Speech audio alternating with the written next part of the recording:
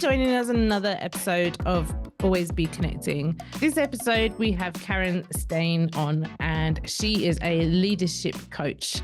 Hello, Karen. How are you doing? Hi, great. Thank you. How are you? You're wonderful. Thank you. So talk us a little bit about your journey, who you are, where you're from, and what you're up to at the moment. Well, thank you.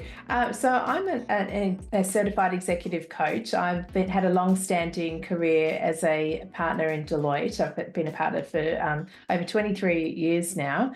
And in that time, I guess I've had two careers. Initially, I spent my earlier part of my career as a tax partner. So I was servicing clients in the field of research and development, taxes and incentives. And about almost a decade ago now, I did a pivot into my second career, and I went and studied a Master's of Science in Coaching Psychology. And I suggested to the organisation that I'd be better placed being an executive coach to our women leaders across the firm. They were quite excited about that opportunity. And so I hung up my tax boots. I deregistered as a tax agent, so never to do tax again. And I stepped into this role, which I've had, as I said, for almost a decade. And in this role, I designed a program to be supporting women, senior women across Deloitte Australia, to have long-term sustainable careers as their best selves, as leaders who could have a positive leadership impact and feel that they were making a difference for themselves and also for those who are part of their team.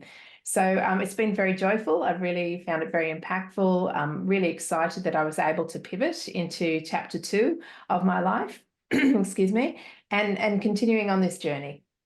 And was that a conscious decision from you to niche in women leadership specifically, or was that something that was suggested to you? No, it was conscious. I'd obviously, myself being a woman, had a long sustained career in the field of professional services. Before I joined Deloitte, I'd worked in another small consulting firm for 7 years.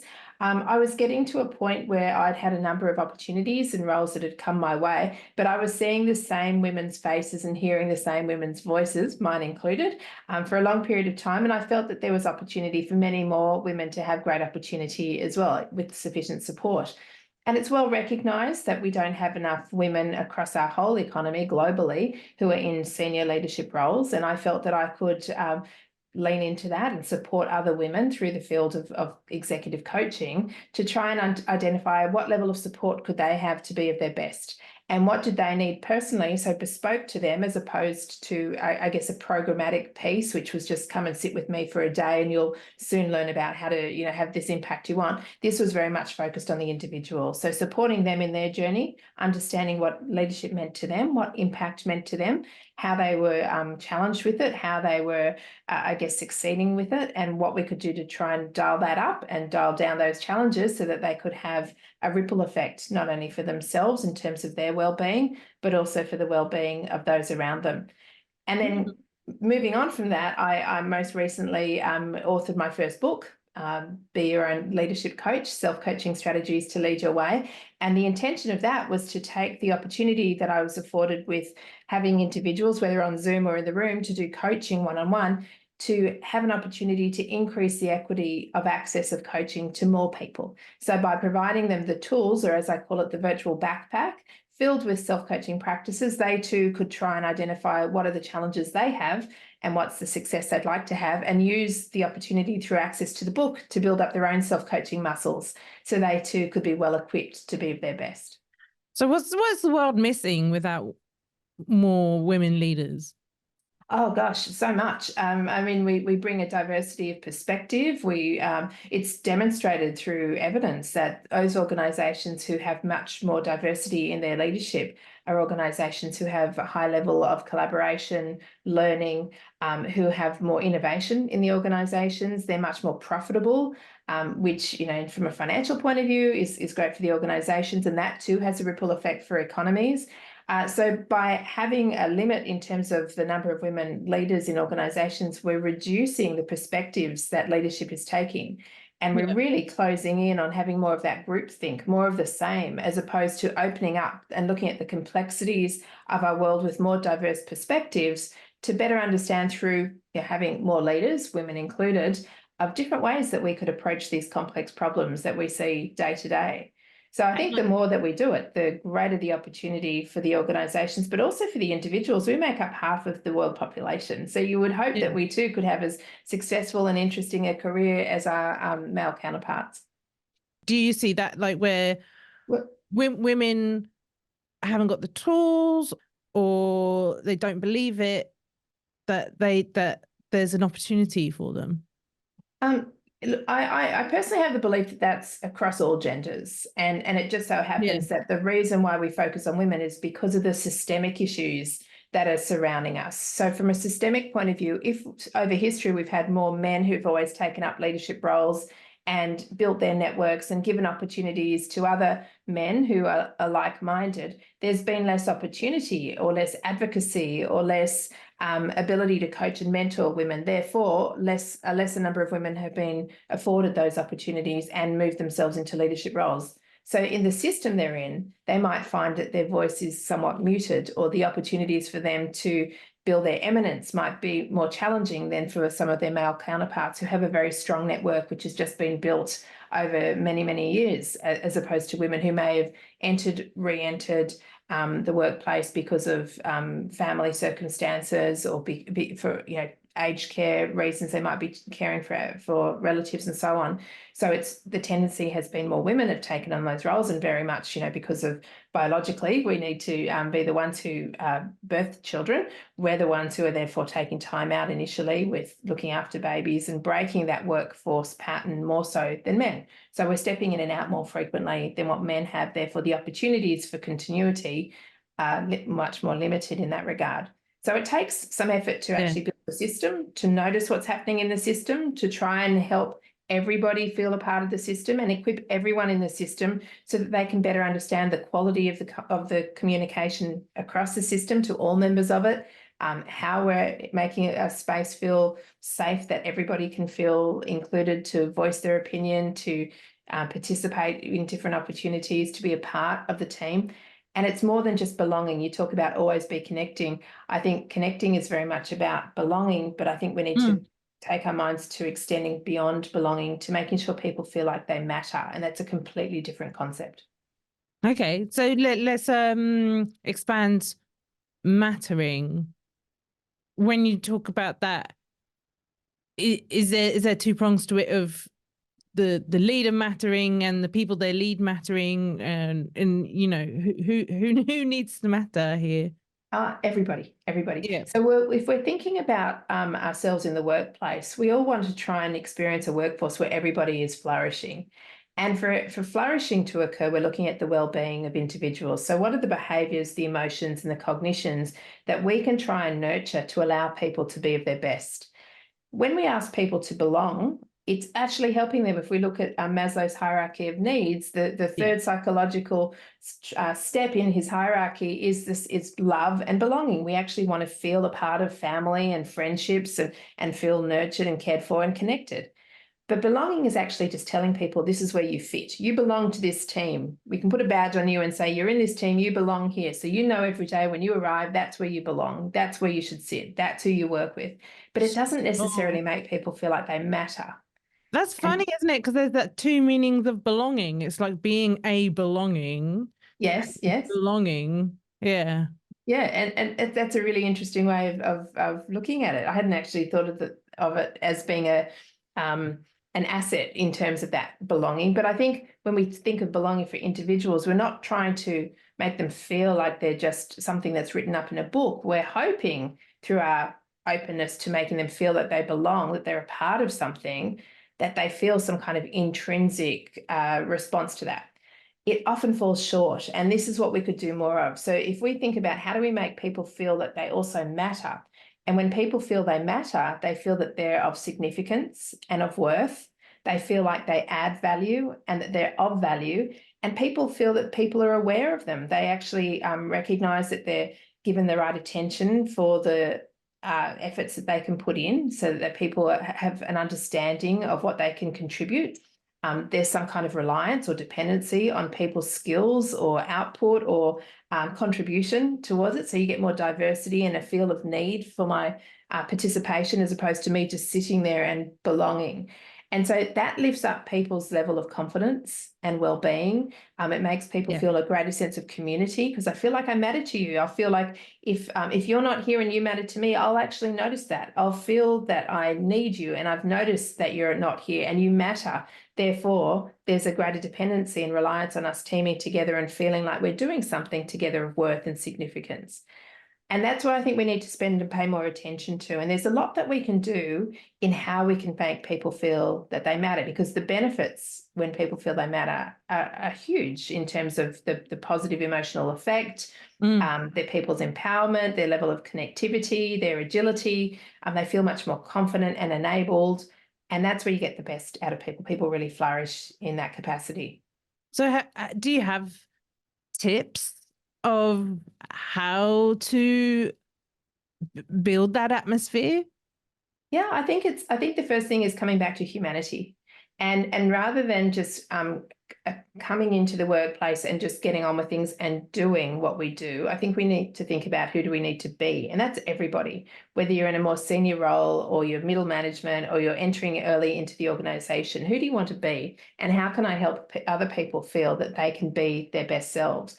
So the simplest of things, if we bring kindness into the way we lead, kindness into the way we approach people. So the more that I know of you in terms of who you are, what are your values, what are your beliefs, what do you stand for, what's necessary to assist you in being your best self. So if I understand your needs, then I can try and accommodate those needs. And the needs could be as simple as you might have childcare responsibilities, and your need is you need to leave the workplace before 4 o'clock to pick up your kids from daycare. Therefore, when I'm offering opportunities, I need to have that in mind to say, well, we need to ensure that we don't have you entering into a meeting at 4:30, which is going to upset that.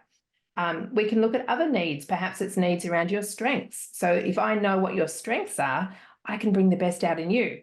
But if I don't know that, I just know that you belong and you're part of my team and you're just someone I'll allocate to a particular engagement, assignment or project, then I'm not really connecting with you. I'm not really understanding who you are and understanding the worth that you can offer and the value that you can offer, and allow you to add value because you can be of your best self. Yeah. So the simplest of things, knowing who are the people that you work with, ensuring we connect with them, so we actually speak with them, we understand who they are, we pay attention to them and have time where we understand that we can sit down and provide feedback so that they can, understand how that they can lift themselves to build on the skills that they're trying to develop, and give them ideas and examples of how they can do things differently to improve those behaviours. It's really just very much human connection in helping people feel that they matter. The smallest things, saying hello to somebody can make people feel like they matter. Smiling at them, nodding your head, makes them feel like they matter. But if they walk into an office and no one lifts up their heads, or their eyes don't connect with anybody, or people True. continue on the phone or shut their doors, nobody feels like they matter. Yeah, right. So how do you approach management with that kind of type of leadership in providing feedback and direction and accountability? Because that's hard. It's hard to be a manager and a friend, Yes. but trying to sort of balance those things. Yes. I don't think we need to be thinking about building friendships. I think about management, it comes to leadership. So what's the impact that you'd like to have when you're managing people? If you want to have a positive, long-lasting impact, which is motivating and inspiring and enduring when you've left the room, so that people put in discretionary effort, they feel well supported, it starts with that level of empowerment and connection. So how am I connecting and empowering my team? How am I delegating with purpose so they understand the context of what we're doing, rather than me just delegating and pouring into their cup without them really understanding what it is they're about to drink? How do I actually sit with them and talk to them about, this is what we're doing, this is what the objective is, this is why I need you to do this. So I'd like you to do A, B, C, and this is the way that I'd like you to approach it. What questions might you have for me to help support you to be able to do this? Yeah. Or what other support might you need? So actually just it's micro moments of actually paying attention to how you're engaging with people to build trust, to ensure that you can open up quality communications where people feel that they can come to you with a question, as opposed to feel, oh, that would be a bit of a career limiting move if I approached you. You seem really hostile and angry, and I don't want to get in your way and have you mark me poorly just because you're in a bad mood. So it's paying attention to ourselves as management. What is the impact I'm having? What's the visibility of my actions and my behaviors? What's the perception I'm creating? Is it one of inclusivity? Is it one where I'm demonstrating I'm listening and open and offering opportunities for people to contribute? Or is it always about me and it's my way or the highway? And when that happens, it's really hard for people to feel that there's a sense of connection and mattering, because they don't feel heard and they won't feel seen. And that's really what everybody wants. There's a certain amount of making time for that as well, hey? Oh, sure. And everyone will tell you how busy they are. I don't have time to do that. But it only takes small moments of time, and you can find that you can increase effectiveness of everybody by actually, yourself included, because if you're more effective in how you delegate, you've got less work to do when it comes back and it wasn't what you wanted. So if you actually make those moments in time to actually make sure we're all on the same page, we all understand what our roles are, we all understand why we're doing what we're doing, so we have common purpose, we're connected in how we're doing it. I can help you feel that you matter because I can bring to your attention the strengths that you could use in responding to this. I could talk about why your expertise is of value. So again, you feel like you matter, and we can move forward. So it's helping me then go and do other things with my time so I can be more effective in my role as well. And we're talking about this in like management terms, but then also there's quotes I've seen of everybody being a leader and how everybody has the opportunity to make other people feel that they matter, that they're empowered, that they're supported. Have you got something in your experience from that end of things where people who aren't in traditional leadership roles are showing the leadership qualities? I absolutely do. And I wrote about that precisely in my book, because I start off by helping people understand that to be your own leadership coach, we're not just writing for people, or I wasn't just writing for people who are already badged as leaders with, the name of who they are and what their position is kind of strongly pinned to their lapel. I'm writing about it for everybody, because everybody is able to be a leader. Leadership is an act or a set of practices. It's not just a title. And so if we all recognise that every day we engage in leadership practices, leadership acts, the way we talk to people is leading and role modelling. If I talk to you with kindness and friendliness, I'm role modelling an appropriate way of connecting. If I speak to you in a rude manner, or I'm dismissive of you, I'm role modelling and leading how I think it's appropriate in this environment for us to communicate, which wouldn't be the most appropriate way. So if we all recognise that we're all leaders, how we show up at work, how we apply ourselves, we lead in the way that we engage with other people, ask questions. We show that because I don't have all the answers, I will seek more information. That's leading for other people around me who are observing me. And everyone in an organisation, regardless of your title, will be watched by other people in the organisation, people who also are part of your team, or who are an adjoining team, or who you're doing work for. They'll be observing you, and they'll be picking up the different ways that you in your role are working and leading. So if we all take notice of, well, how do I make sure that I feel I matter? And how do I make sure I allow other people to feel like they matter by engaging with them in a way that brings kindness into leadership, that brings responsibility and ownership, and is purpose-driven and value-based, then we're all going to be able to lift ourselves to have improved well-being and more of us flourishing in the workplace, because we feel a greater sense of community than if we're feeling very isolated and lonely. And although you tell me I belong, I don't feel a part of things because nobody's speaking to me, nobody's giving me feedback, nobody's coaching me or counselling me. I may as well not be here. That's a real sense of loneliness, even though I'm a part of something and I've told I belong. But if I don't matter, it's really hard to tell me I should remain here and feel that I do belong. And what happens if that person does matter, but they feel like that? Is there a way for them to feed that back and make themselves heard? Because it must be a very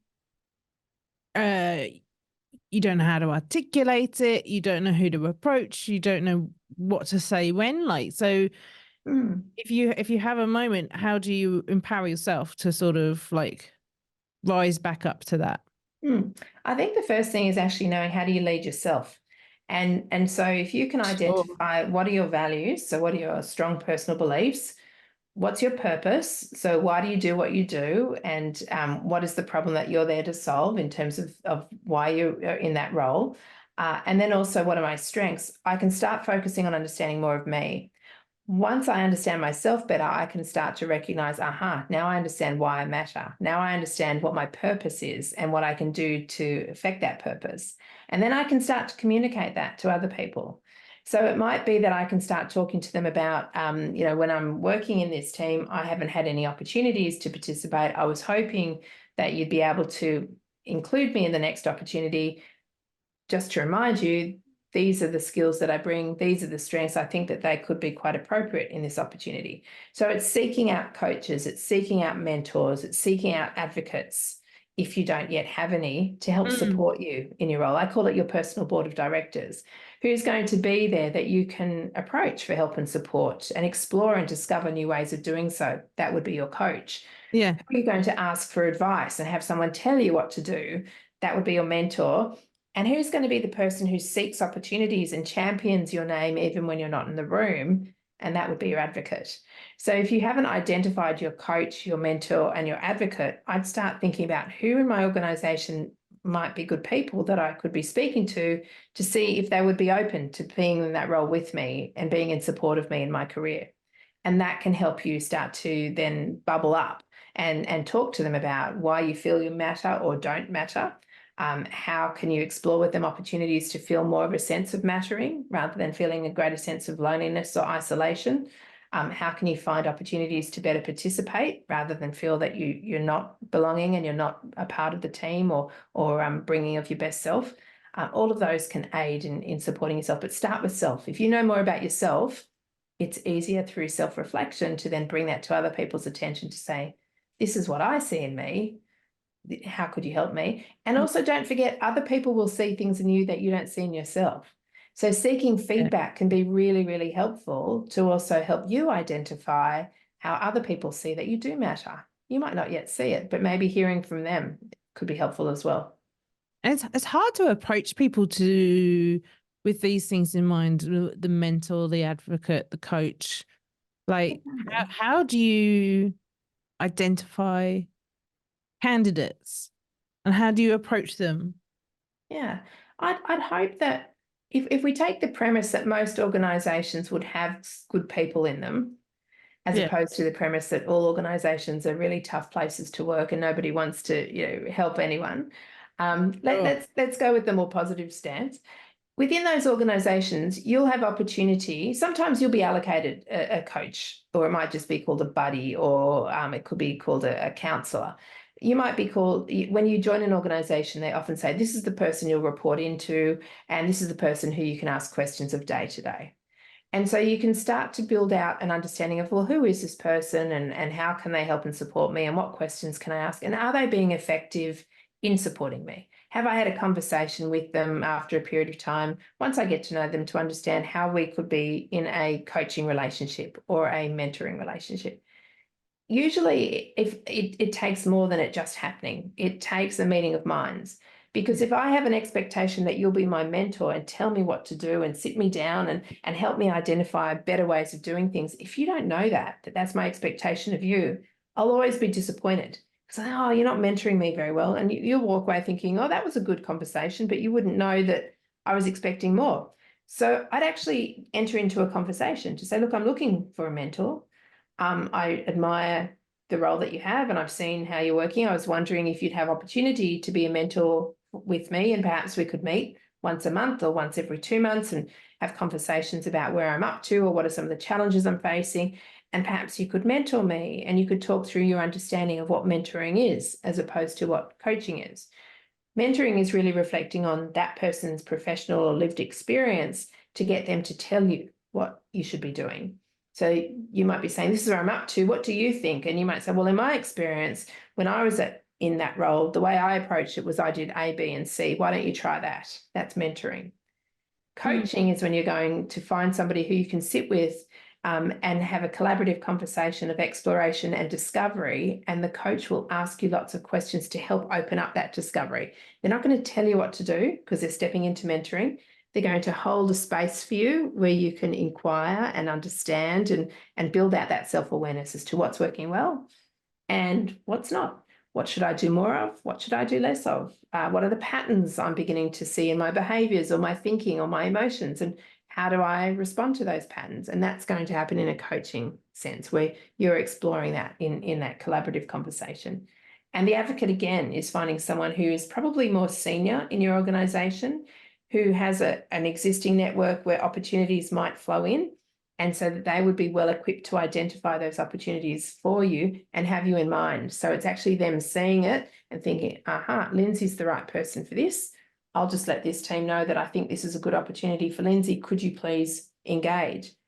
Yeah. And this is where they're putting themselves at risk, because if you come and enter into this opportunity without doing your best work, their reputation's on the line. So it's actually recognising that there's a relationship between the advocate and the advocee or the sponsor and sponsee, to make sure you're also supporting that advocate in their goals and also responding in a way of responsibility to the opportunities they afford you.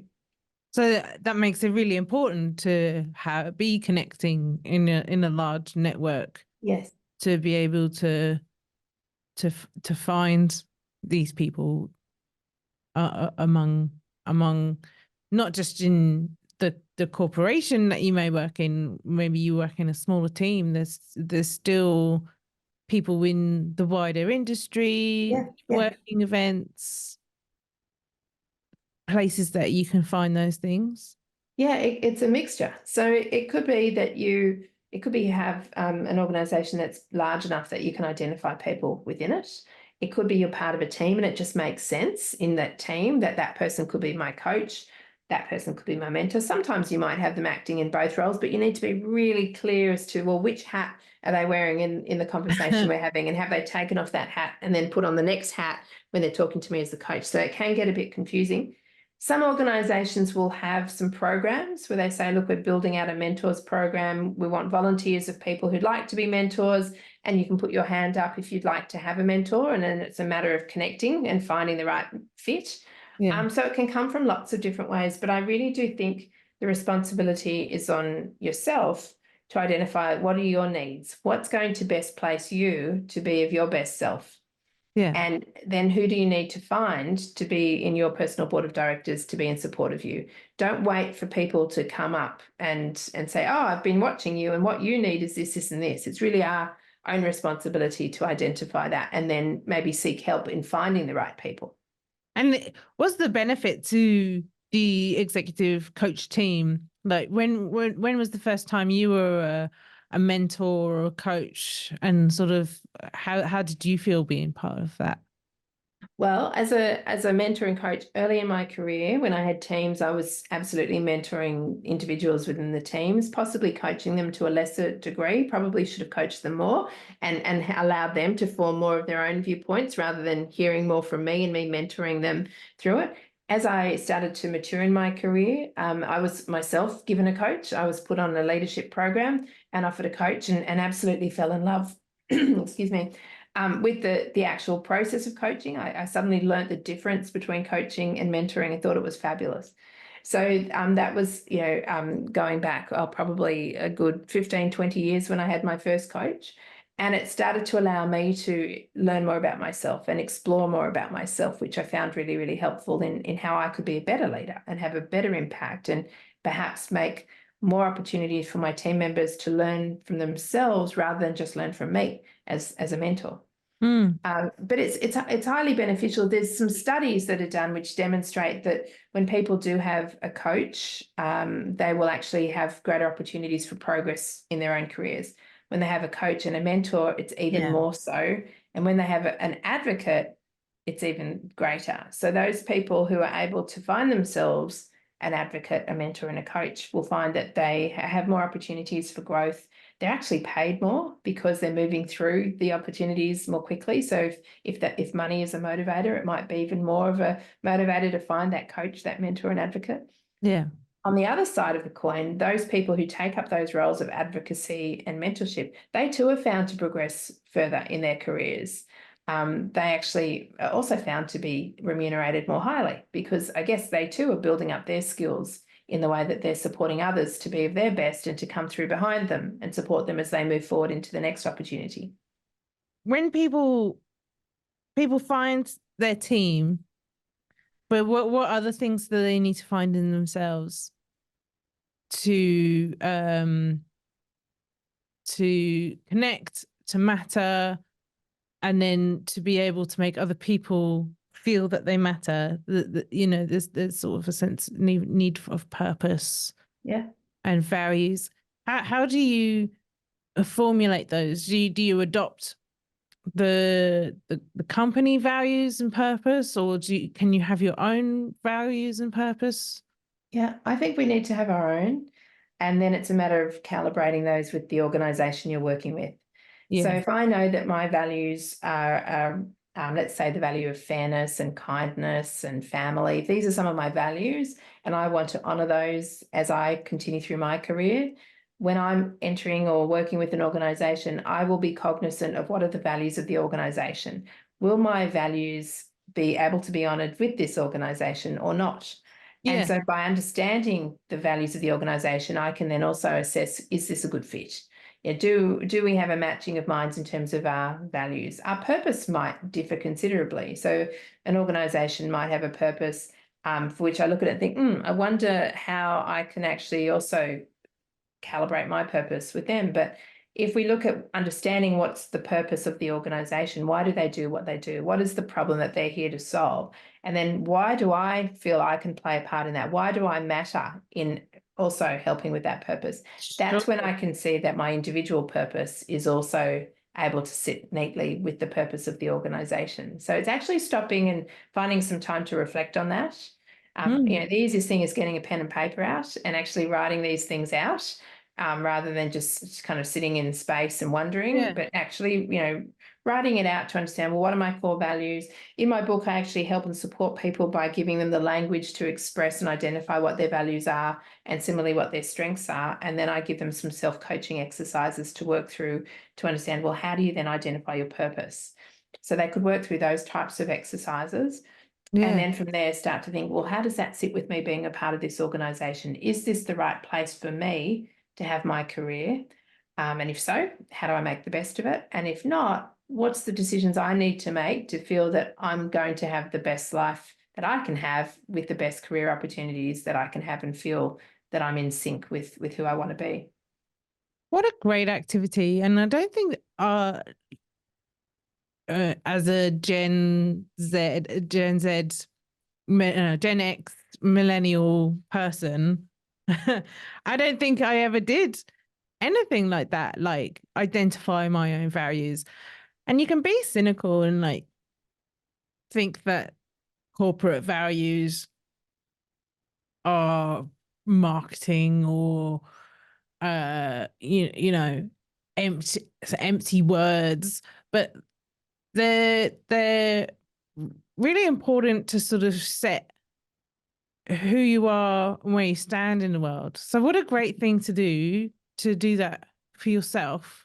And I don't think I've ever heard of that before, like uh sort of, because especially sort of the younger job hunting, you know, I was talking to a colleague where his partner took a night to think about it, and when they called back they said, oh sorry, the job's gone.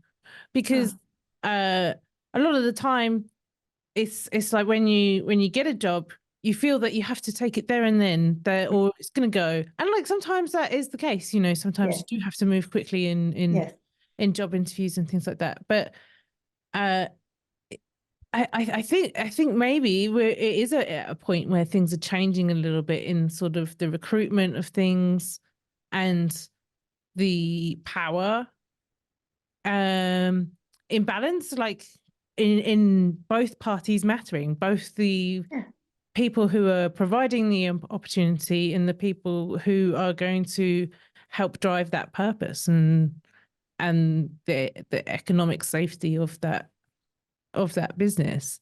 Yeah, you would hope in that example that there was a pressing need as to why they couldn't wait, 12 hours till the next morning to allow that person just to make sure it's the right decision.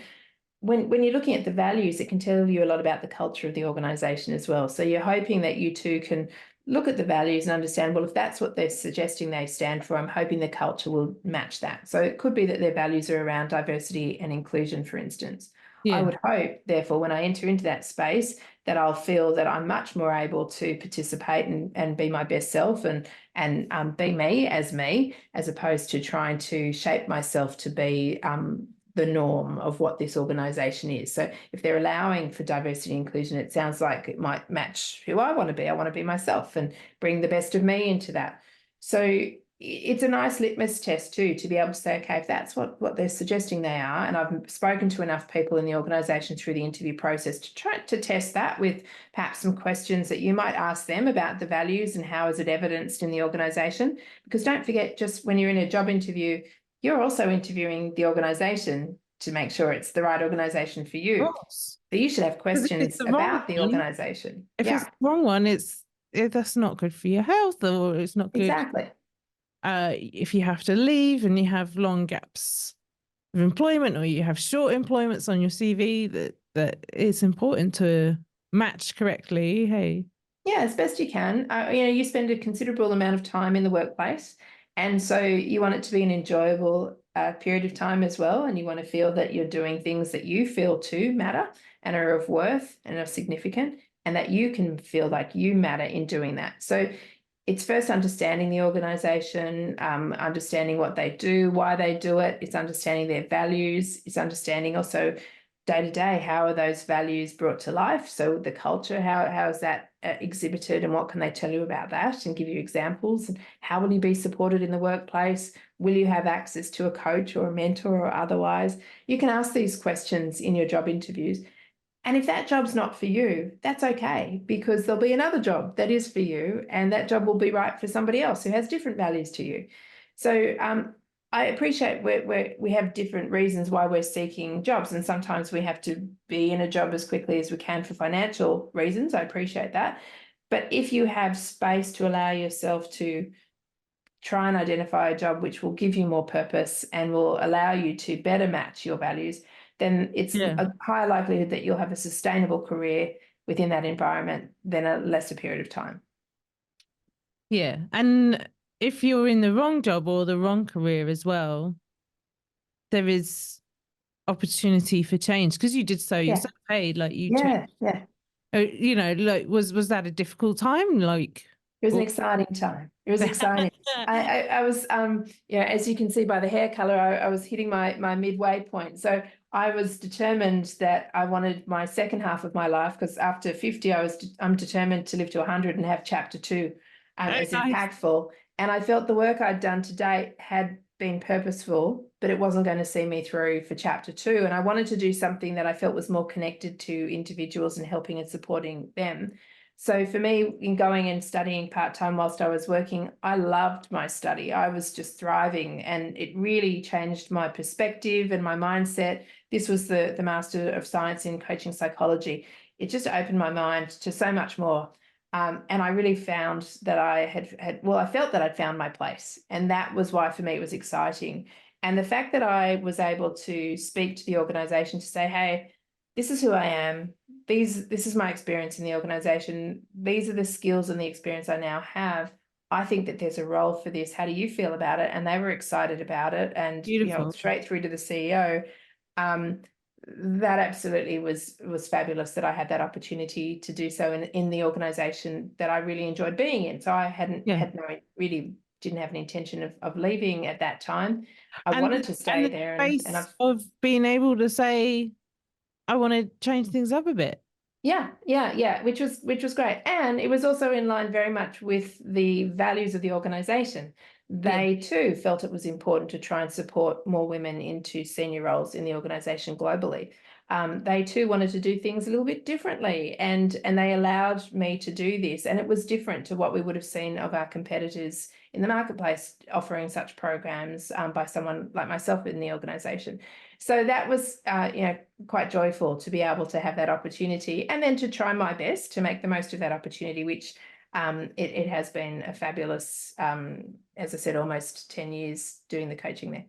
So I think that's just the most beautiful. It's like talking about Maslow hierarchy of needs. It's like near the top of self-actualization of mattering is being able to define yourself within your own role, even when you're employed, to say, this has been my job.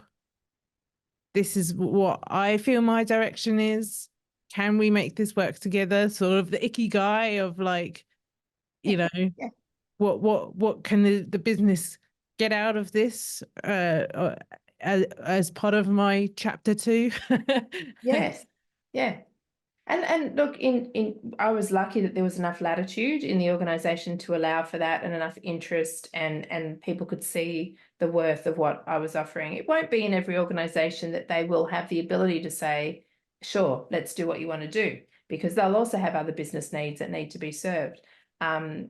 So I do appreciate that it's been a very privileged role and an opportunity, but I'm so glad that it did occur. That's not to say within the roles that you have, you can't find a sense of mattering. You can't build your self-determination. So, build your own competencies and mastery in terms of your expertise in that. Build your autonomy in identifying how you do what you do, so that you have more choice in the way you work and how you think and how you question things. That's building up your autonomy in what you're doing. And building a sense of relatedness, that sense of belonging. That's really important too for self-determination. And when we increase our levels of self-determination, we increase our own self-belief, and we increase our own levels of confidence, and our happiness increases, our subjective happiness, our well-being improves. So no matter what your role, if you're able to also focus on that self-determination, on your mastery, autonomy, and relatedness, you too can try and affect change as to how you are experiencing the role that you currently have. Yeah, beautiful. I love that, and I think I'm going to really take that specifically on board. That you want to be able, as a leader, to bring people in to be able to be self-determinant, if that's the word. And then the reverse of that, you want to be able to not get stuck in the traps of the day-to-day, but to find a point where you're comfortable enough, you've got a bit of space to be able to understand how you can do better for yourself and matter more for yourself. And I think that's really beautiful.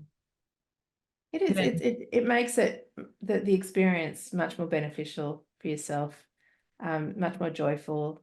You feel the ripple effect is great. If you feel you matter, it ripples to other people because you feel much more positively inclined. So the people around you will experience that as well. And that makes for a healthier workplace. More people feel much more at ease in being together and working together and collaborating together. And so how do people connect with you? Because you're a coach and you have a book that came out last year and it did very well around the circuit. You want to talk a little bit about that? Oh, it's exciting. It's my first book. And the reason I wrote it was really to try and elevate, as I said, the access of access to coaching strategies through reading the book, through building up your self-coaching muscles, because not everybody can afford to pay for a coach. There is a financial commitment in having a coach. Not every organisation offers coaching. And even if you do have a coach, the sessions are limited. So you won't always have a coach, in perpetuity. The sessions will come to an end, or there'll be spaces in between each coaching session where you too need to take some action to build up your own coaching response, your own self-coaching muscles. So the intention was, if I could have more people build up their self-coaching muscles through access to the book, then it's going to allow people to be their best or better self, which will have a beautiful ripple effect for themselves and for others, To my mind, that means our teams are much more improved and their well-being is improved, as are our organisations, our communities, and step by step we can actually try and make this world a better place. So that was why I wanted to write the book. It's done really, really well. In fact, in 2 weeks' time, I'm heading across to India, where it's been picked up by a second publisher, by Pan Macmillan in India, and I'm doing a book tour over there to introduce the book into India. I've never been there, so going there with purpose is highly exciting. Yeah, and I'm taping the audio version of the book also this month, which is exciting. So when those people are out there walking in the morning, doing their exercise or going for a jog, and they've got their earbuds in, they'll be able to listen such to a the book as great well. space to listen to something like this. Yeah, I think in our own time we find those spaces where we can reflect. So I think having access to the audio version could be quite useful. Where's your space? Where do you like to listen to things? Well, You're a to be reader. fair, I don't do enough running and walking. So, and when I do, I just like to kind of savor the environment and hear the birds and, you know, just take in what's around me. For me, it's just dedicated time where I find a nice comfy chair and sit and read. I love to read, continuously learning. So for me, it's just each day finding a little bit of time to eke out to read something new, to read something that might be something I've learnt before, but maybe look at it in a different way and see it from a different perspective and maybe shape it differently again. That really works for me. Yeah. Beautiful. Well, thank you so much for joining us and sharing your ideas. This is going to come out in February, so that might even be when your audio book is available. Do you know what platforms it's going to be available on yet, or to be determined? It's still once I tape it, they'll tell me who's putting it out, and I couldn't tell you off the top of my head, but I'll make sure that I put it out on my LinkedIn profile. So if people want to connect with me there, they'll be able to follow it there. And also my book has its own website, KarenSteinCoaching.com, and they can follow also what's happening around the book, which will talk to the audio version as well. We'll find the link and put it in with the episode. Yeah, beautiful. Thank you so much, Karen. Appreciate you coming. Oh, thanks for having me. It's been fun.